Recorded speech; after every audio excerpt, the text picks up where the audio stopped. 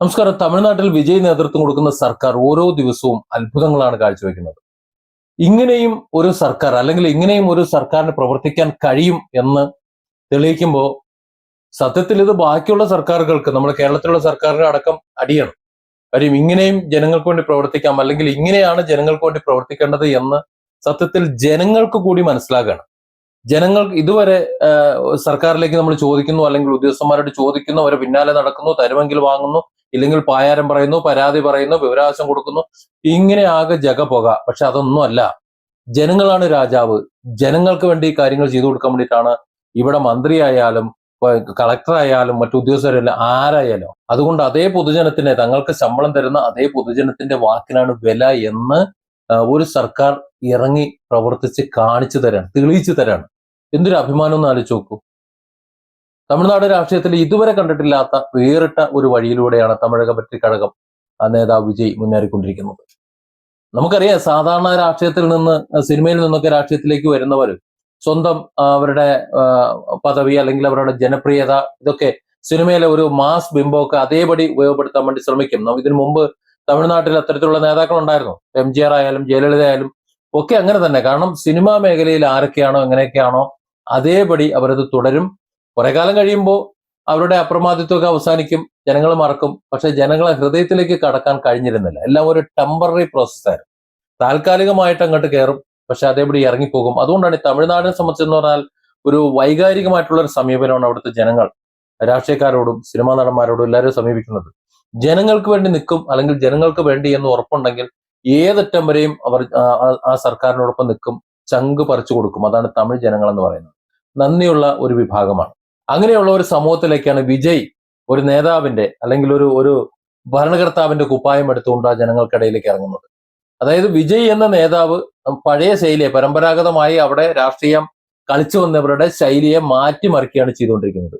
വ്യക്തിപൂജ അല്ലെങ്കിൽ വെറും പരസ്യ പ്രചരണങ്ങൾ, അതിനൊക്കെ അപ്പുറം ജനക്ഷേമവും വളരെ കൃത്യമായ നിലപാടുകളും പ്രാവർത്തികമാക്കുന്ന ഒരു രാഷ്ട്രീയക്കാരന്റെ സ്വഭാവം, അതൊക്കെയാണ് വേണ്ടത് എന്ന സന്ദേശമാണ് അദ്ദേഹം ഇപ്പൊ നൽകിക്കൊണ്ടിരിക്കുന്നത്. നേരത്തെ നമുക്കറിയാം, നേരത്തെ സർക്കാരിന്റെ കാലത്ത് സ്കൂൾ കുട്ടികൾക്ക് ബാഗ് കൊടുക്കും, കിറ്റ് കൊടുക്കും, അതിലൊക്കെ മുഖ്യമന്ത്രിയുടെ അല്ലെങ്കിൽ വേറെ ആരുടെയെങ്കിലൊക്കെ ഫോട്ടോ ഉണ്ടാകുമായിരുന്നു. എന്നാൽ സ്കൂൾ കുട്ടികൾക്കുള്ള കിറ്റുകളിലോ അല്ലെങ്കിൽ സർക്കാർ പദ്ധതികളുടെ ഭാഗമായിട്ടുള്ള സാധനങ്ങളിലോ ഒന്നിലും ഭരണാധികാരികളുടെയും അല്ലെങ്കിൽ നേതാക്കളുടെയും ആരുടെയും ചിത്രങ്ങൾ പതിപ്പിക്കുന്ന പരമ്പരാഗത രീതി വേണ്ട എന്ന് അദ്ദേഹം അത് ഉപേക്ഷിച്ചേക്കാണ്. അദ്ദേഹം നൽകിയ മാറ്റങ്ങൾ ശ്രദ്ധിക്കപ്പെടുകയാണ്. ഇന്ത്യ മുഴുവനും ശ്രദ്ധിക്കപ്പെടുകയാണ്.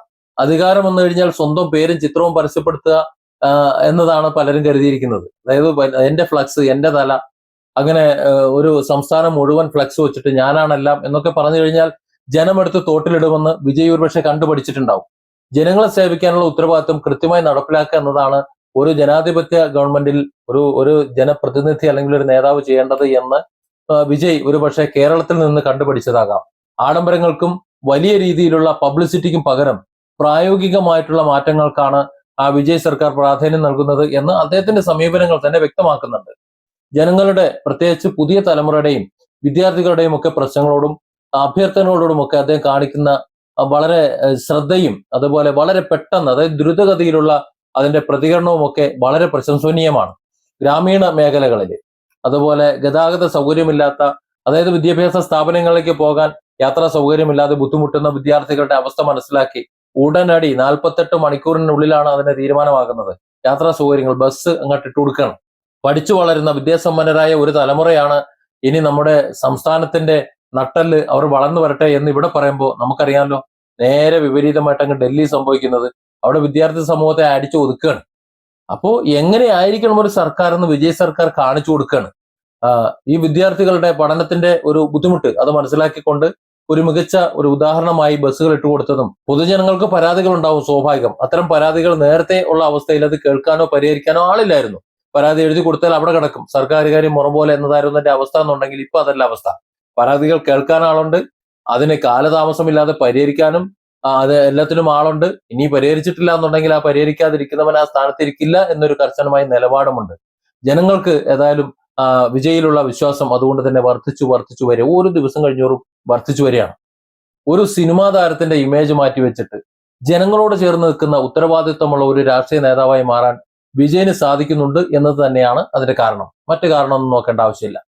വോട്ട് ബാങ്ക് ലക്ഷ്യമിട്ടുള്ള വാഗ്ദാനങ്ങൾക്കോ അല്ലെങ്കിൽ അഭിനയങ്ങൾക്കോ പകരം ഒരു യാഥാർത്ഥ്യമായ ഒരു വികസനം, നമ്മുടെ കൺമുന്നിൽ കാണുന്ന ഒരു വികസനം, അതിനാണ് വിജയ് ഊന്നൽ നൽകുന്നത്.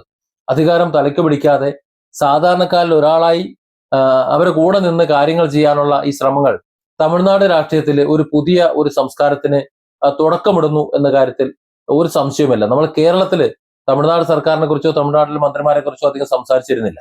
ആകെ പറഞ്ഞിരുന്നത് മുല്ലപ്പെരിയാറിനെ കുറിച്ച് മാത്രമാണ്. ഇപ്പോ അതും പറയുന്നില്ല. ഇപ്പൊ തമിഴ്നാട്ടിലെ മുഖ്യമന്ത്രിയുടെ പോരിശ അല്ലെങ്കിൽ അവിടുത്തെ മന്ത്രിസഭയുടെ ജനങ്ങളോടുള്ള പെരുമാറ്റത്തിൻ്റെത് അല്ലെങ്കിൽ ഒരു ജനകീയ മുഖ്യമന്ത്രി എങ്ങനെ ആയിരിക്കണം എന്നുള്ളത് അതൊക്കെയാണ് ഇപ്പൊ കേരളത്തിൽ സംസാരിച്ചുകൊണ്ടിരിക്കുന്നത്. കേരളത്തിൽ ഒരു മുഖ്യമന്ത്രി ഇല്ലാഞ്ഞിട്ടോ അല്ലെങ്കിൽ ഇവിടെ രാഷ്ട്രീയം ഇല്ലാഞ്ഞിട്ടോ ഒന്നും അല്ലല്ലോ. ഏതായാലും മറ്റ് സംസ്ഥാനങ്ങൾ കണ്ടു പഠിക്കണം, അല്ലെങ്കിൽ മറ്റ് സംസ്ഥാനങ്ങളിലെ ജനങ്ങൾ തമിഴ്നാട്ടിലേക്ക് നോക്കിയിരിക്കുന്നുണ്ട് എന്നത് തന്നെയാണ് ഈ ചർച്ചയുടെ കാരണം. വരും ദിവസങ്ങളിൽ മറ്റ് രാഷ്ട്രീയ മേഖലകളിലും ജനക്ഷേമ പ്രവർത്തനങ്ങളിലുമെല്ലാം എന്തൊക്കെ പുതിയ മാറ്റങ്ങളാണ് വിജയ് കൊണ്ടുവരിക എന്നാണ് ഇപ്പോൾ എല്ലാവരും ആവേശത്തോടെ നോക്കിക്കൊണ്ടിരിക്കുന്നത്. അദ്ദേഹത്തിന്റെ ഒരു പുതിയ ചിന്താഗതി, അതായത് ചെറുപ്പക്കാരനാണ്, അതുകൊണ്ട് തന്നെ ചെറുപ്പക്കാരുടെ നിലപാടുകൾ അല്ലെങ്കിൽ ഈ നൂറ്റാണ്ടിൽ ജീവിക്കുന്നവരുടെ നിലപാടുകളൊക്കെ 2026 ജീവിക്കുന്നവരുടെ ചിന്താഗതികളൊക്കെ അദ്ദേഹത്തിനും അറിയാം. അതുകൊണ്ട് അതൊക്കെ തമിഴ്നാട് രാഷ്ട്രീയത്തിന്റെ ഭാവിയെ സ്വാധീനിക്കാൻ അല്ലെങ്കിൽ അവരുടെ രാഷ്ട്രീയ ശൈലിയത്തിനെ സ്വാധീനിക്കാൻ പോന്നവയാണ് എന്ന കാര്യത്തിൽ ഒരു സംശയമില്ല. ഏതായാലും വിജയിയുടെ കീഴില് തമിഴ്നാട് ഉണരുമ്പോൾ അത് മറ്റ് സംസ്ഥാനങ്ങൾ കൂടി കണ്ടു പഠിക്കണം, മറ്റ് സംസ്ഥാനങ്ങൾ കൂടി പ്രതീക്ഷ ഉണ്ടാകുന്ന സർക്കാരായി അതത് സംസ്ഥാനങ്ങളെ സർക്കാർ മാറണം എന്നതാണ് സത്യത്തിൽ ഇപ്പോ എല്ലാവരും ചിന്തിച്ചുകൊണ്ടിരിക്കുന്നത്. Different angles. Don't forget to subscribe and support this channel.